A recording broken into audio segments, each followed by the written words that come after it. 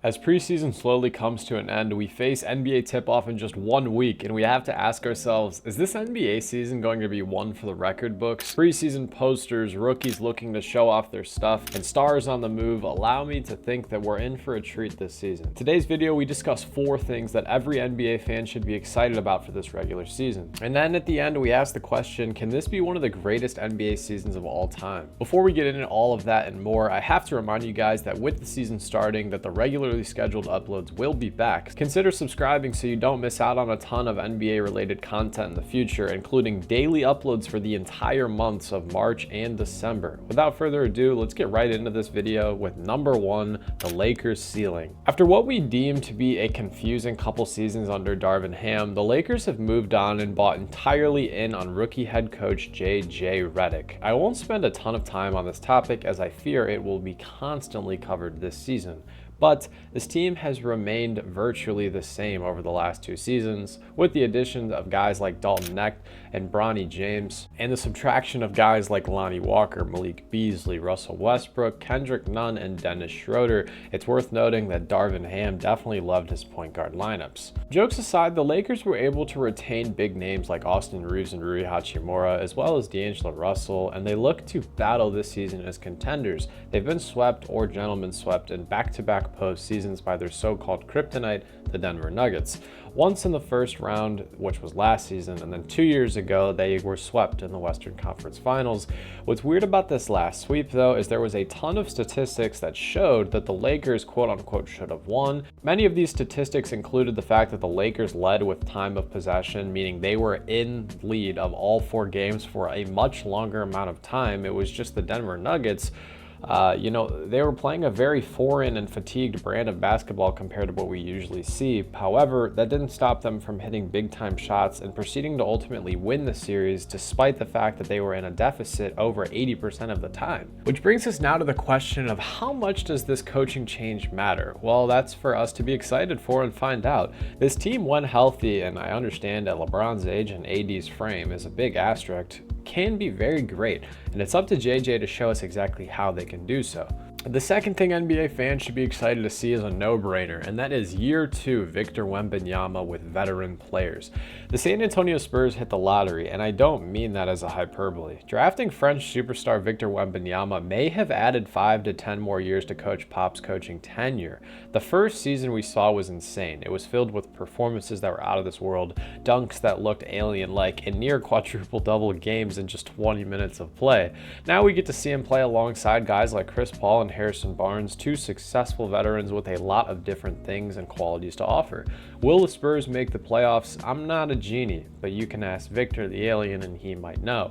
However, you can just skip that whole part of it and just answer this question. Are they going to be entertaining? Yes, I think they should be on everyone's League Pass watch radar, as I can predict. Like I said, they'll be very entertaining. Outside of these 3 guys, they also have names I already had been tuning in to watch. Trey Jones, Devin Vassell, 2 of my favorite young point guards who now have the opportunity to learn from CP. You'd probably say Devin Vassell will finish his career as a shooting guard, but he did play some confusing minutes at point guard last season. But then again, so did Jeremy Sochan. So the Spurs last year were quite the team. Anywho, this year we are for sure of one thing, and this could be controversial, but I think it's a no-brainer that Victor Wembanyama wins his first Defensive Player of the Year award if he's healthy and meets the minimum threshold of games played, time played, whatever you want to call it. The media is tired of giving it to Rudy Gobert, at least the fans part of the media is, and Victor Wembanyama is the next Frenchman waiting patiently in line to hold the hardware. What else should us NBA fans be excited about? I think this one isn't spoken much about, but I will say it because I think they deserve to be talked about. I'm excited to see the outcome of the Indiana Pacers this year. For you Indiana fans, celebrate, because a full season of hopefully healthy Tyrese and Pascal as a duo, I think it's going to be really, really interesting to see and watch, especially. The Pacers nearly won the NBA in-season tournament, and this was before the Siakam trade. Following that, they get rid of Buddy Hield, they get rid of some other guys, and now they make the Eastern Conference Final. And whether the Bucks and the Knicks were injured or not, they still had to battle their way there and make timely shots and adjustments.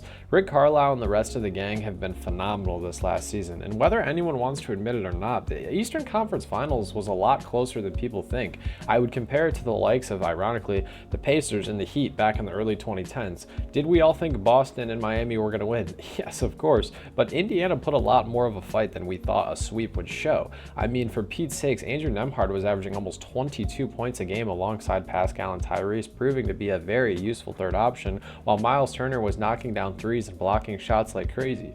I think this team could be on the horizon to win 50-plus games this season, and I'm very, very excited to watch them compete in what is a very growing Eastern Conference. We got contenders coming left and right. The Knicks, the Celtics, the Bucks, the Heat, those are four teams that can always make a run in the postseason. You add the Pacers into it, you may be the Cavs, the Magic. This team and this conference is going to be very, very fun this season. And finally, the last thing we're all going to be excited to see is how will familiar faces perform in new places. Now, considering there's almost 10 names on this list to be excited about, I will try to go through my thoughts on them very quick, and we'll wrap this thing up with a conclusion. Julius Randle and Karl-Anthony Towns. I made an entire video about this a few weeks back. It didn't get many views, but you can check it out if you value the opinions on it, or if you're just a Knicks or a Wolves fan and want to hear about my opinions on it. For Paul George, I'm not the biggest fan of this move for the Philadelphia 76ers, just from an off-the-court standpoint. I'm actually very excited to watch the Clippers play this season, but I'm not going to push my Clippers gand on anyone that's listening, just because I'm a big Kawhi fan, and I do think Paul George not being there opens a lot more room for the role players to excel. That's neither here nor there. If Paul George can stay healthy and no one is a diva off the court, I think the Sixers will be a lot of fun to watch. He just hyperextended his leg though the other day in the preseason, so I am hoping he gets healthy soon and can just maybe follow Joel's footsteps and avoid these back-to-backs. Try to get the chemistry up through practicing and other off-the-court antics. For Klay Thompson, I think he's going to fit perfectly fine in Dallas if he can accept that there will be nights where he's the third and sometimes even the fourth option. If he can't accept that, I do not think anyone needs to get excited about this move because he will kill the demeanor that is the Dallas Mavericks. Next, we got Russell Westbrook, and I'm very interested to see the Nuggets with a guy like this changing their second unit and just kind of charging for them and just doing all the little things, all the scrappy things that we can see out of point guards like Russell Westbrook. I don't think we're going to see a lot of game just from a spacing perspective. I don't think we'll see many games where Russ is finishing in the bottom 5 minutes of that fourth quarter, but I think for the locker room alone, this is just a great addition. Speaking of a great addition, Mikal Bridges for the New York Knicks. In my opinion, this is a perfect acquisition on every single front for the New York Knicks. The locker room, on the court, on the defensive side, on the offensive side, from a spacing standpoint, he's best friends with the superstar point guard. I think the Knicks should be thinking championship this season. Maybe not championship or bust, but I think championship is definitely in the horizon for Thibs and this cast. Next, we got DeJounte Murray, who I think is a very fitting acquisition for the Pels. I hope he can calm his usage down a bit, step up, continue to hit those big-time shots in the clutch, and then just focus a lot this season on defense to help CJ out in that backcourt and allow CJ to just kind of turn more into a pass-first guy, someone who can create his own shot but shoot those threes like we know CJ can, be that 7, 8, 9 three-point attempts a game on the 40% shooter. CJ is very, very talented. A guy like DeJounte should help relieve a lot of stress in that backcourt. Next, Alex Caruso, probably the last guy we're going to talk about. Excellent acquisition. I'm really hoping that the Thunder can go far this year. They were one foul away from potentially making the Western Conference Finals, and it's really hard to watch that happen. But Shea took full accountability like the young leader that he is, and this team is electric. With no off-the-court drama this upcoming season, the sky's the limit for these guys. With all that being said, we have to answer the question, can this be one of the greatest seasons of all time? I think the answer is yes. In both conferences, there's a ton of star power, and there's multiple contenders in each conference. The Knicks, the Celtics, the Nuggets, the Thunder, the Wolves, the Mavericks, the Bucks, and even the Heat can all make a run for the NBA championship. Beyond that, there's so many other teams where basketball is a game of runs, and they could just go on one and win it all. The Lakers, the Clippers, the Suns, the Pacers.